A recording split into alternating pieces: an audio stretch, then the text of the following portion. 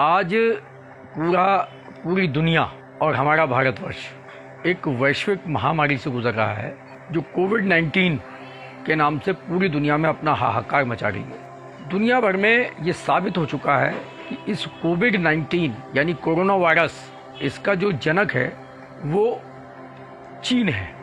चीन की ही लैब में इस वायरस को तैयार किया गया, क्योंकि चीन शुरू से ही अपनी विस्तारवादी नीति के तहत तो पूरी दुनिया को अपने कब्जे में करना चाहता था, और ऐसा करने के लिए उसने पूरी दुनिया में तरह तरह के तरीके इस्तेमाल किए। उसके पास जैविक और ऐसे ऐसे हथियार हैं उसके पास जिससे वो पूरी दुनिया को तबाह बर्बाद कर सकता है। जिसमें सबसे महत्वपूर्ण और सबसे मुख्य चीज़ें हैं वो हैं हमारे घर के अंदर घुसे हुए तमाम चाइनीज़ इलेक्ट्रॉनिक एपरेटस यानी उपकरण, चाहे वो हमारे फ़ोन हो, चाहे वो हमारे बच्चों के खेलने के इलेक्ट्रॉनिक खिलौने हों, हमारे घरों में पंखे हों, टेलीविज़न हो, और तो और हमारे जो भारतवर्ष के त्योहार हैं वो भी इन चाइनीज़ उपकरणों से बिल्कुल बचे हुए नहीं हैं।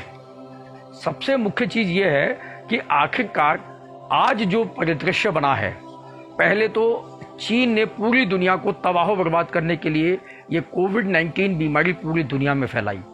उसके बाद भारत जो इस कोविड-19 से मजबूती से पूरी दुनिया में लड़ता हुआ दिखाई दे रहा है, उसको लेकर के अभी हाल में 3 दिन पहले उसने लद्दाख के में जो है अपनी सैनिक टुकड़ी के माध्यम से हमारी सैनिक टुकड़ी पर हमला करवाया।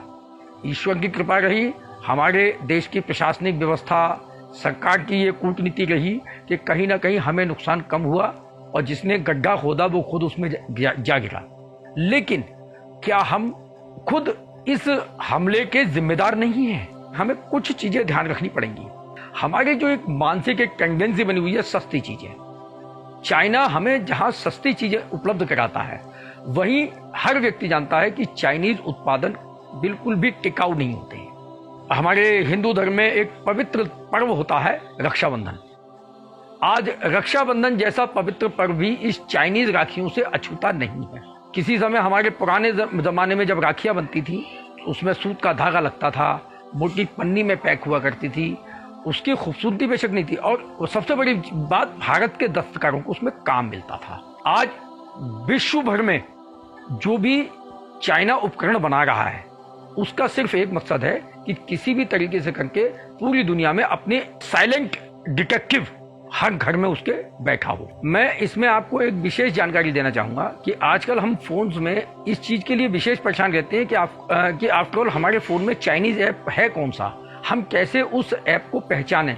तो इस वीडियो के डिस्क्रिप्शन में आपको एक लिंक मिलेगा, आप उस लिंक को ओपन करेंगे तो उसमें आपको एक ऐप मिलेगा। उस ऐप को आप डाउनलोड कीजिए, और डाउनलोड करने के बाद आप उसमें जब डिटेक्ट करेंगे तो जितने भी चाइनीज ऐप आपके फोन में होंगे वो सारे ही आपको आपके फोन से मिल जाएंगे। उसमें आप अपने फोन से डिटेक्ट करने के बाद जो भी चाइनीज ऐप हो उनको अनइंस्टॉल कर दें, और अनइंस्टॉल करने के बाद अगर चाहें तो उस ऐप को उसमें जिंदा रखें, अदरवाइज उसको आप डिलीट भी कर सकते हैं।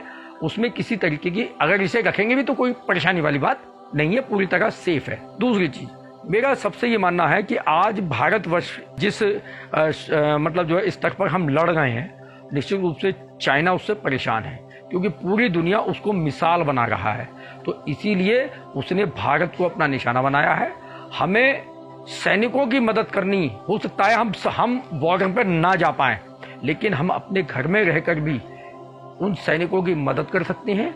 उसके लिए हमें सबसे पहले जितने भी चाइनीज ऐप हैं उनको आपको बिल्कुल तरीके से हटाना है, और जितने भी चाइनीज प्रोडक्ट हैं, आप एकदम नहीं होगा, ये हम जानते हैं कि एकदम नहीं होगा, लेकिन आप चाइनीज उत्पादों के मुकाबले हमारे जैसे प्रधानमंत्री जी कहते हैं लोकल का मतलब नकली नहीं होता है, लोकल का मतलब जो हमारे स्थानीय प्रोडक्ट है बने हुए, उनका इस्तेमाल आप ज्यादा से ज्यादा करें। और बहुत बहुत महत्वपूर्ण बिंदु यह है कि हम अपने मन को इस चीज से बिल्कुल हृदय को अपने मजबूत कर लें कि अब हमें अपने देश के बारे में पहले सोचना है, सबसे पहले देश। और किसी भी देश की बुनियाद उसकी आर्थिक मजबूती होती है। आज हम अपने देश को हमें ये सोचना पड़ेगा कि अगर हम कोई चाइनीज प्रोडक्ट खरीदते हैं, क्या हम ऐसा तो पैसा नहीं दे रहे हैं कि हमारे दिए पैसे से हमारे ही सैनिकों के लिए चीन या हमारा कोई दुश्मन मुल्क हमारे सैनिकों के लिए कोई हथियार बना रहा हो, तो इस चीज को भी आपको विशेष तौर से सोचना पड़ेगा। आपका बहुत बहुत धन्यवाद।